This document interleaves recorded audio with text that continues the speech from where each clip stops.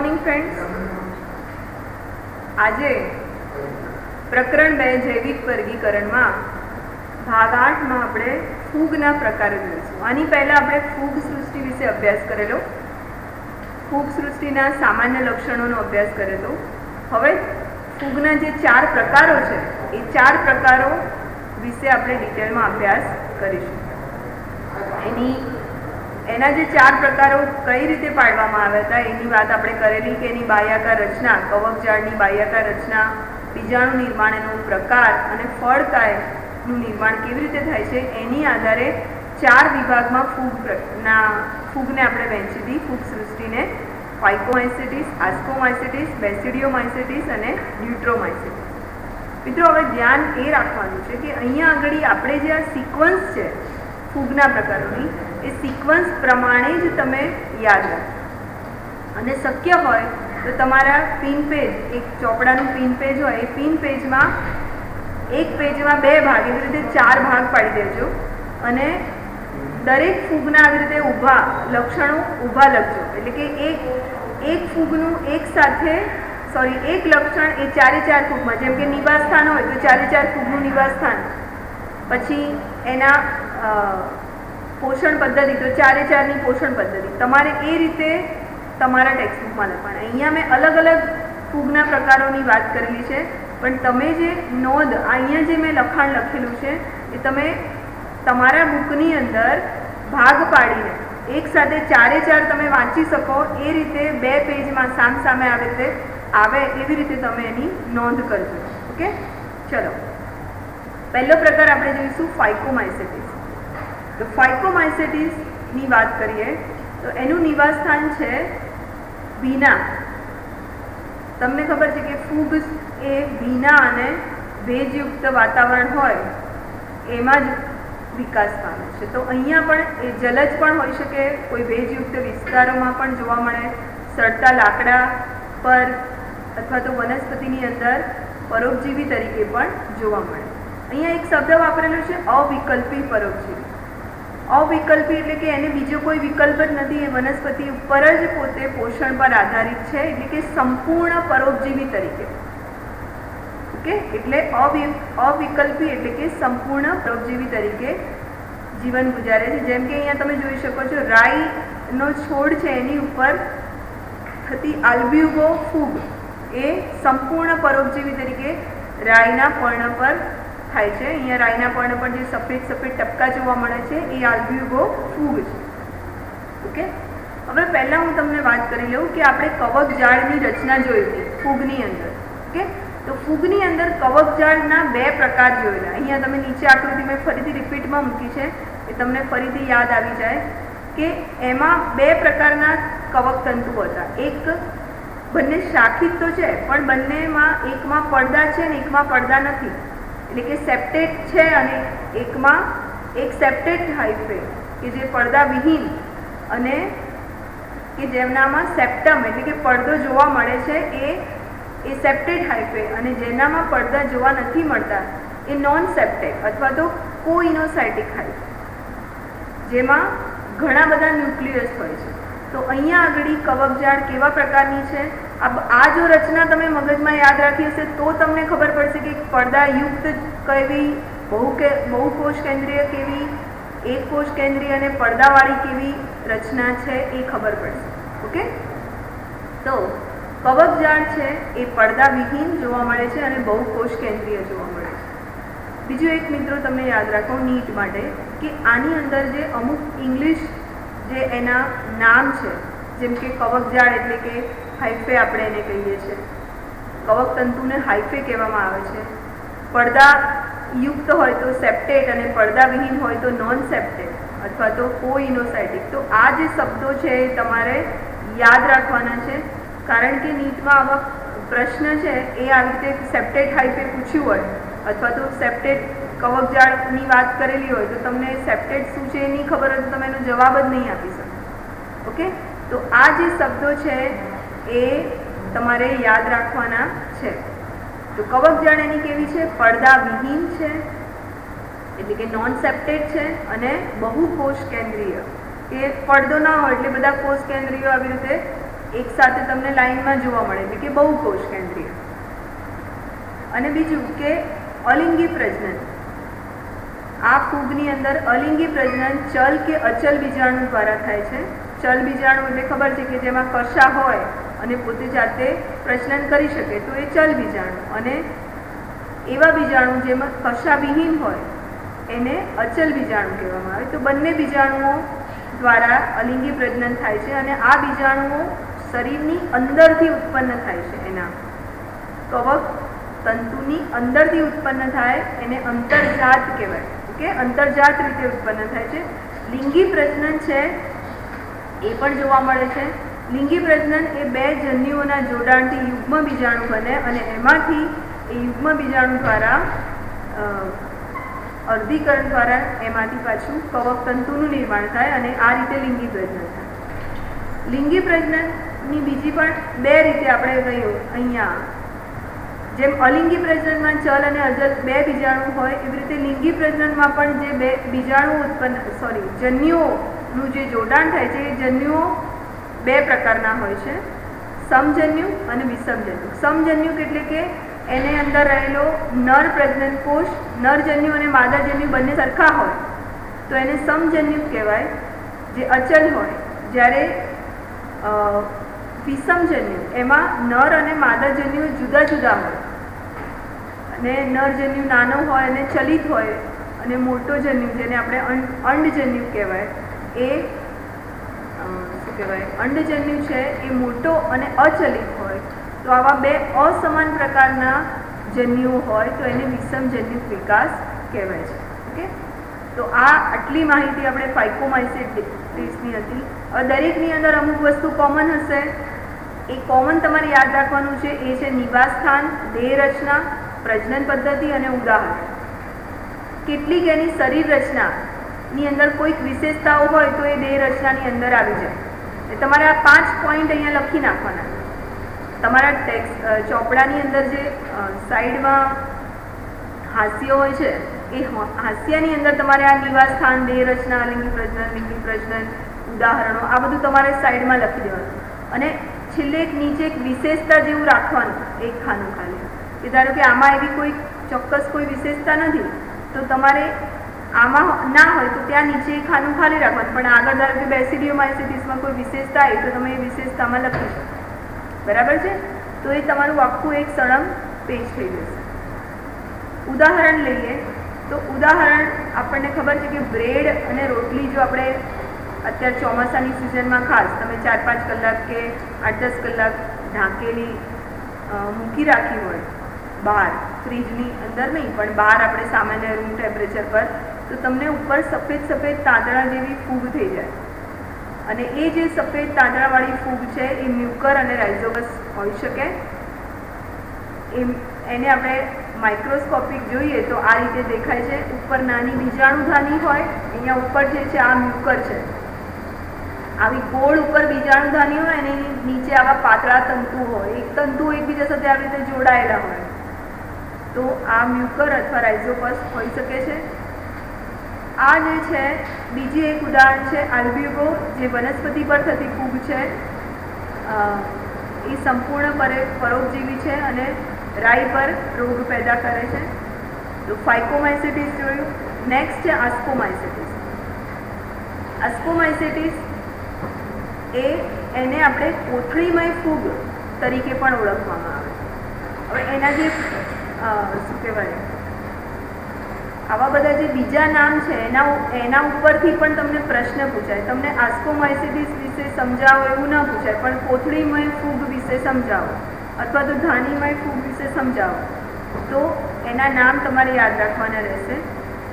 આ એક જ ફૂગ એવી છે કે જેમાં એક કોષી ફૂગનો પણ સમાવેશ થાય છે. આપણે ફૂગની જે સામાન્ય લક્ષણોની ચર્ચા કરી હતી એમાં મેં તમને કીધું કે એક કોષી એક જ ફૂગ જોવા મળે છે, એ છે યીસ્ટ, અને બાકીની બધી મોલ્ડ કહેવાય છે, જે બધી બહુકોષી છે. બરાબર? તો એ જે યીસ્ટ છે એક કોષી ફૂગ, એનો સમાવેશ આસ્કોમાઇસેટિસ ગ્રુપમાં થાય છે. તમને MCQમાં અથવા તો મોટો 2 માર્કના પ્રશ્નમાં એવી રીતે પૂછાય કે એક કોષી યીસ્ટ નો સમાવેશને સમાવતા વર્ગ વિશે માહિતી આપો, ફૂગના પ્રકાર વિશે માહિતી આપો. તો તમને ખબર હોવી જોઈએ કે આસ્કોમાઇસેટિસની અંદર યીસ્ટનો સમાવેશ થાય છે.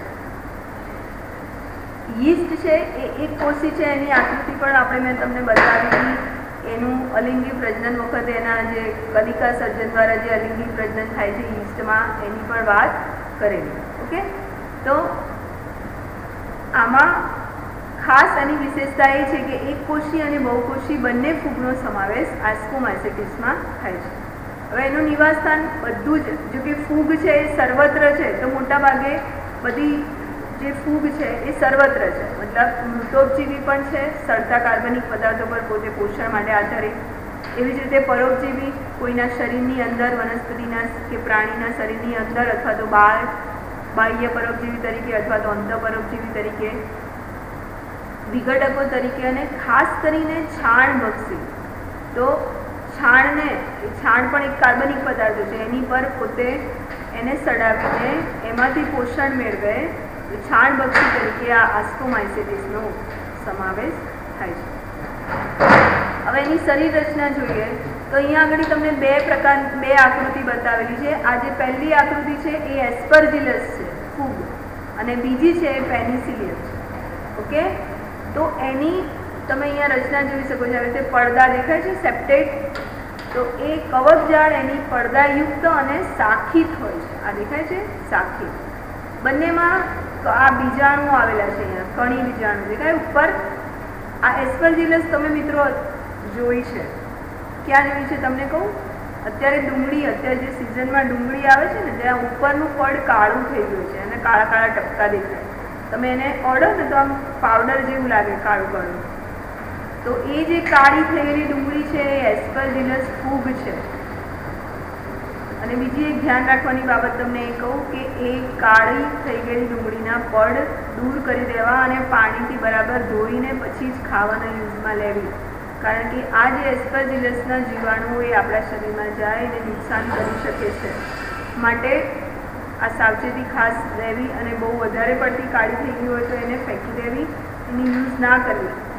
એ એકચ્યુઅલી ફૂગ લાગી ગયેલી છે. ચોમાસાની અંદર ભેજવાળા વાતાવરણમાં ઝડપથી એનો વિકાસ થાય છે ફૂગનો, એટલે એ એસ્પરજિલસ ફૂગ ડુંગળી પર જોવા મળે છે. તો નેક્સ્ટ આપણે જોઈએ એના પ્રકાર. અલિંગી પ્રજનન. પ્રજનન પદ્ધતિ, એમાં અલિંગી અને લિંગી બંને પ્રજનન દ્વારા એ પ્રજનન કરે છે. વાનસ્પતિક પ્રજનન પણ જોવા મળે છે યીસ્ટમાં કલિકા સર્જન દ્વારા. બરાબર. અલિંગી પ્રજનન છે એ કણી બીજાણુ દ્વારા થાય છે. કણી બીજાણુ એટલે અચલિત બીજાણુ. ઓકે, કણી બીજાણુ એટલે જે બીજાણુઓ અહીંયા તમે જોઈ શકો છો એકદમ ગોળ બીજાણુ છે, કોઈ કશા નથી ધરાવતા. તો આવા બીજાણુઓને કણી બીજાણુઓ કહીએ છીએ. તો કણી બીજાણુઓ એ શરીરની બહારની બાજુએથી ઉત્પન્ન થાય. દેખાઈ શકો છો તમે આ બધા બીજાણુઓ શરીરની બહાર આવી રીતે ઉપરની બાજુએ બહિર્જાત રીતે ઉત્પન્ન થાય છે. પહેલામાં કેવું હતું, બીજાણુઓ હતા પણ અંતર્જાત રીતે બીજાણુ ઉત્પન્ન થતા હતા. શેમાં? ફાઇકોમાઇસેટિસ, જે આગળનો પ્રકાર આપણે જોયો એમાં. આમાં બીજાણુઓ છે એ બહિર્જાત રીતે ઉત્પન્ન થાય છે. તો અહીંયા જોઈ શકો છો કે બીજાણુ કેવા આમ ઉપર આમ છૂટા પડી ગયા છે. એટલા માટે ડુંગળીને આપણે એમ ટચ કરીએ ને તો પાવડરી ફોર્મ લાગે. એ જે પાવડર જેવું લાગે છે એ શું છે? બીજાણુઓ છે. ઓકે, તો આ છે અલિંગી પ્રજનન. હવે લિંગી પ્રજનન છે ધાની બીજાણુઓ દ્વારા થાય છે. ધાની બીજાણુ એટલે એ આ નીચે તમને દેખાય છે, આ ધાની બતાવેલું છે, બીજાણુ ધાની, જેની અંદર આ બીજાણુ ઉત્પન્ન થાય છે. અહીંયા આગળ ધાની બીજાણુઓ એ ધાનીની અંદર, ધાની મતલબ એક કોથળી જેવી રચના હોય, એ કોથળી જેવી રચનાની અંદરથી ઉત્પન્ન થાય છે, એટલે એને અંતર્જાત કહેવાય છે. અને કણી બીજાણુઓ એ બહિર્જાત છે, એ બહારથી ઉત્પન્ન થાય છે. ઓકે, આ બંને વચ્ચેનો ડિફરન્સ છે, કણી બીજાણુ અને ધાની બીજાણુ. અને બીજું કે કણી બીજાણુઓ છે એનો બીજો ડિફરન્સ એ છે કે કણી બીજાણુઓ એ અલિંગી પ્રજનન દ્વારા ઉત્પન્ન થાય છે, જ્યારે ધાની બીજાણુ લિંગી પ્રજનનની પેદાશ છે. કદાચ તમને કણી બીજાણુ અને ધાની બીજાણુનો તફાવત પૂછાય. ઓકે, આ બધી ધાનીઓ ગોઠવાઈને એક ફળ કાય જેવી રચના કરે છે, જેને ફળ ધાની કાય કહીએ છીએ, આસ્કોકાર કહી શકાય. આસ્કોકાર્પ શબ્દ યાદ રાખવાનો મિત્રો. અને એના ઉદાહરણ છે એસ્પર્જિલસ અને પેનિસિલિયમ, આના મુખ્ય ઉદાહરણ છે. ક્લેવિસેપ્સ અને ન્યુરોસ્પોરા એ પણ એના જાણીતા ઉદાહરણ છે. હવે અગત્યતા જોઈએ તો ન્યુરોસ્પોરા એક ખાસ જનીન વિદ્યાની અંદર સંશોધનો માટે એ ખાસ ઉપયોગી છે. એનો ઉપયોગ એ એક જનીન એક સિદ્ધાંત જે જ્યોર્જ બીડલ અને ટેટમે આ સિદ્ધાંત આપ્યો હતો. ન્યુરોસ્પોરા પર પ્રયોગો કરીને આ સિદ્ધાંત આપ્યો હતો. આ નીટમાં પૂછાય એવો પ્રશ્ન છે કે કયો સિદ્ધાંત આપ્યો હતો, અથવા તો ન્યુરોસ્પોરાનો ઉપયોગ કયા વૈજ્ઞાનિકે કર્યો હતો, અથવા તો એમણે કયો સિદ્ધાંત, તો એક જનીન એક ઉત્સેચક સિદ્ધાંત. આ 3-4 પ્રકારના પ્રશ્નો આ રીતે ન્યુરોસ્પોરામાંથી પૂછી શકાય. ત્યારબાદ ક્લેવિસેપ્સ છે, એની ઉપયોગિતા તો લાઇસર્જિક એસિડના ઉત્પાદનમાં ક્લેવિસેપ્સ ઉપયોગી છે. એનું એવી જ રીતે એસ્પર્જિલસ છે, સાઇટ્રિક એસિડના ઉત્પાદનમાં ઉપયોગી છે. સાઇટ્રિક એસિડ શું છે મિત્રો, ખબર છે આપણને? આપણે રોજ ઘરમાં વાપરીએ છીએ. લીંબુના ફૂલ, બરાબર છે? એ લીંબુના ફૂલ એ સાઇટ્રિક એસિડ છે, જે એસ્પર્જિલસ નામની ફૂગમાંથી ઉત્પન્ન કરવામાં આવે છે. તો આ એની ઉપયોગિતા, અગત્યતા જોઈ. હવે જો તમે આની અંદર અગત્યતા એક વધારાનો મુદ્દો આવે તો એને મેં તમને કહ્યું હતું કે વિશેષતા તરીકે જે આપણે ખાનું ખાલી રાખ્યું હતું એમાં આનો સમાવેશ કરી દેવાનો. થર્ડ પ્રકાર છે, બીજું એક છે એના ઉદાહરણમાં, એ છે મોરેલ્સ અને બફેલ્સ. એ એક પ્રકારની આ આસ્કોમાઇસેટિસ ફૂગ છે, વર્ગની ફૂગ છે, જે કલરિંગ હોય છે. અને મોરેલ્સ કાળો રંગ અને બફેલ્સ એ પીળા રંગની હોય છે. અને એ રંગ બનાવવા માટે, આપણે ખાવાના કલર નહીં કહેતા, ફૂડ કલર, એ ખાવાના કલર બનાવવા માટે ઉપયોગી છે. ચલો નેક્સ્ટ છે બેસિડિયોમાઇસેટિસ. બેસિડિયોમાઇસેટિસનું બીજું નામ છે બ્રેકેટ ફૂગ, અથવા તો ગુચ્છી ફૂગ, અથવા તો પફ બોલ્સ. આ 3 નામથી એ ઓળખાય છે. તમને આ 3માંથી કોઈ પણ એક નામ પૂછ્યું અને કે પફ બોલ્સ વિશેની માહિતી આપો, અથવા તો બ્રેકેટ ફૂગ સમજાવો, તો તમારે બેસિડિયોમાઇસેટિસનો જ ઉલ્લેખ અથવા તો એની જ સમજૂતી આપવાની. નિવાસસ્થાન તો આ પણ સેમ એવું જ છે, પણ આમાં જમીનની અંદર પણ જોવા મળે છે. લાકડાના લોક પર, ખાસ કરીને ઝાડના થડ ઉપર, અને વનસ્પતિના શરીરની અંદર પરોપજીવી તરીકે પણ જોવા મળે છે. પોષણ પદ્ધતિ તો બધામાં સેમ જ આવશે. અગર તમે નવો મુદ્દો અહીંયા એડ કરવો હોય તો કરી શકો કે મૃતોપજીવી અથવા તો પરોપજીવી પોષણ પદ્ધતિ. દેહ રચના એની પડદાયુક્ત હોય છે અને શાખિત હોય છે. પહેલી જે હતી એ જ પડદાવિહીન હતી, બાકીની બધી પડદાયુક્ત છે, એટલે તમારે સરળતા થઈ જાય યાદ રાખવાનું. પહેલી ફાઇકોમાઇસેટિસ છે, એમાં જ પડદા વિહીન હતી, બાકી બધામાં પડદાયુક્ત કવકજાળ જોવા મળે છે. અહીંયા એક ખાસ વાનસ્પતિક પ્રજનન જોવા મળે છે અવખંડન દ્વારા, અને અલિંગી પ્રજનન જોવા મળતું નથી. લિંગી પ્રજનન પણ ગેરહાજર છે, એટલે ફક્ત વાનસ્પતિક પ્રજનન જોવા મળે. પણ અહીંયા આગળ લિંગી અંગો ગેરહાજર હોય, પણ લિંગી પ્રજનન એ સરળ સંયુગ્મન પદ્ધતિ દ્વારા જોવા મળે. એટલે કે 2 કોષો છે એ જોડાય અને પછી જીવરસનું સંયુગ્મન થાય. પછી એમાં એટલે જીવરસ ભેગો થઈ જાય, વચ્ચેનો પડદો તૂટી જાય, એટલે જીવરસ ભેગું થાય. એટલે શું થાય કે બે કોષ કેન્દ્ર ભેગા થાય, એટલે દ્વિકોષ કેન્દ્રી રચના થાય. ત્યારબાદ એ કોષ કેન્દ્રનું સંયુગ્મન થાય અને જાયગોટ જેવી, એટલે કે ફલિતાંડનું નિર્માણ થાય. પછી એ ફલિતાંડનો એમાંથી પ્રકણી બીજાણુધાની, આમાં પ્રકણી બીજાણુ આવે, પેલામાં કણી બીજાણુ હતા, યાદ રાખો મિત્રો. એ અલિંગી પ્રજનનની પેદાશ, જ્યારે પ્રકણી બીજાણુ એ લિંગી પ્રજનનની પેદાશ છે. એ પ્રકણી બીજાણુધાનીનો વિકાસ થાય. હંમેશા તમે જો આગળના આપણે લિંગી પ્રજનનની વાત કરી તો એમાં જે ધાની બીજાણુ હતા એ અંતર્જાત રીતે ઉત્પન્ન થતા હતા. અહીંયા આગળ પ્રકણી બીજાણુ છે. અહીંયા કણી શબ્દ કેમ વાપર્યું છે? કારણ કે બહિર્જાત ઉત્પન્ન થાય છે, એટલે કણી બીજાણુ. પણ આ અલિંગી નહીં પણ લિંગી પ્રજનનની પેદાશ છે, માટે આનું નામ છે પ્રકણી બીજાણુ. ઓકે, તો પ્રકણી બીજાણુધાનીનો વિકાસ થાય અને એની અંદર એ કોષ કેન્દ્રનું અર્ધીકરણ થાય અને એમાંથી 4 પ્રકણી બીજાણુ ઉત્પન્ન થાય. અને એ પ્રકણી બીજાણુઓ બહિર્જાત રીતે ઉત્પન્ન થાય છે. એ શેમાં ઉત્પન્ન થાય છે? તો બેસિડિયમ દ્વારા. બેસિડિયમમાં આ પ્રકણી એટલે કે પ્રકણી બીજાણુઓ વિકાસ પામે છે. બેસિડિયમને આપણે પ્રકણી ધાની કહી શકાય. અને જે ફળકાય છે એને આપણે બેસિડિયો કાર્પ કહી શકાય.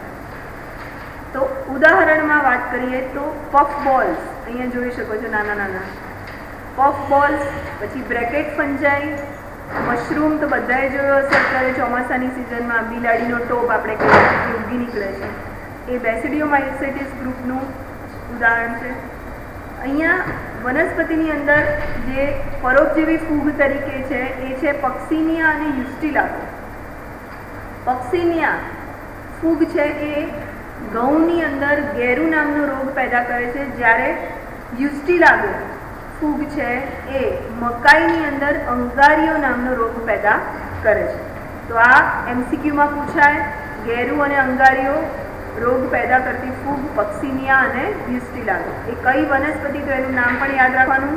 પક્સિનિયા એ ઘઉંમાં રોગ પેદા કરે, યુસ્ટિલાગો એ મકાઈમાં રોગ પેદા કરે. ઓકે, લાસ્ટ છેલ્લો પ્રકાર છે ડ્યુટ્રોમાઇસેટિસ.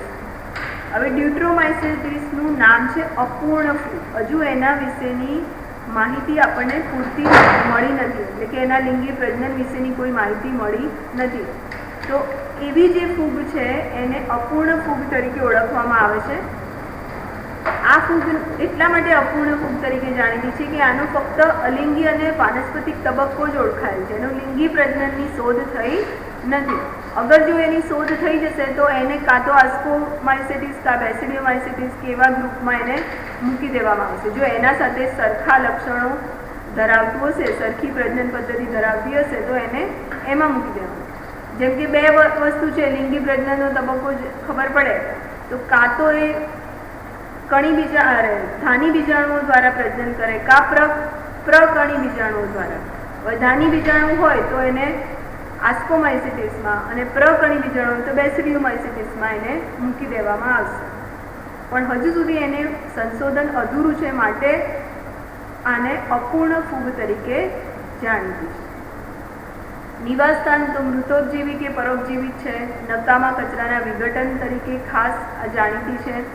એટલે કે કચરાની અંદર જે ફોસ્ફરસ, સલ્ફર કે બીજા નાઇટ્રોજન સંયોજનો કે આવા બધા સંયોજનો આવેલા છે એનું વિઘટન કરીને એને શું કહેવાય, સલ્ફેટમાંથી સલ્ફર, નાઇટ્રેટમાંથી નાઇટ્રોજન છૂટા પાડે છે. અને આ બધા ખાસ તત્વો જે છે એના ચક્રીકરણમાં, એટલે કે નાઇટ્રોજન ચક્ર, ફોસ્ફરસ ચક્ર, સલ્ફર ચક્ર એવું ચલાવવા માટે આ ઉપયોગી છે. દેહ રચના સેમ આની જેમ જ છે, આગળના જેમ શાખિત અને પડદાયુક્ત. મેં પહેલાં જ કીધું હતું કે પહેલાં ફાઇકોમાઇસેટિસની અંદર જ કવકજાળ પડદાવિહીન છે, બાકી બધામાં 3માં પડદાયુક્ત છે, જે યાદ રાખવા માટે આપણને સરળતા રહે. પ્રજનન પેલાના જેમ જ છે. અલિંગી પ્રજનન એ કણી બીજાણુઓ દ્વારા થાય છે. ફક્ત અલિંગી પ્રજનન જ ઓળખાયેલું છે. લિંગી પ્રજનન વિશે આપણને જાણ નથી. એનું ઉદાહરણ છે અલ્ટરનેરિયા, પોલિટોટ્રાઇકમ અને ટ્રાઇકોડર્મા. તો આ ડ્યુટ્રોમાઇસેટિસ વિશેની વાત થઈ. તો ફૂગના પ્રકારો અહીંયા આગળ પૂરા થાય છે. નેક્સ્ટ લેક્ચરમાં આપણે બાકીની સૃષ્ટિ, વનસ્પતિ સૃષ્ટિ અને પ્રાણી સૃષ્ટિનો ખાલી ઉપર છેલ્લો અભ્યાસ કરીશું, કારણ કે પાછળનું 3જું ચેપ્ટર આપણે વનસ્પતિ સૃષ્ટિ અને પ્રાણી, 4થું ચેપ્ટર પ્રાણી સૃષ્ટિનું છે. તો એમાં આપણે ડિટેલમાં અભ્યાસ કરવાનો જ છે. અને આગળની વાયરસ અને લાઇકેન વિશે પણ એમાં નેક્સ્ટ, અને એ આપણો લાસ્ટ લેક્ચર રહેશે આ ચેપ્ટરનો, જેમાં આપણું ચેપ્ટર પૂરું થશે.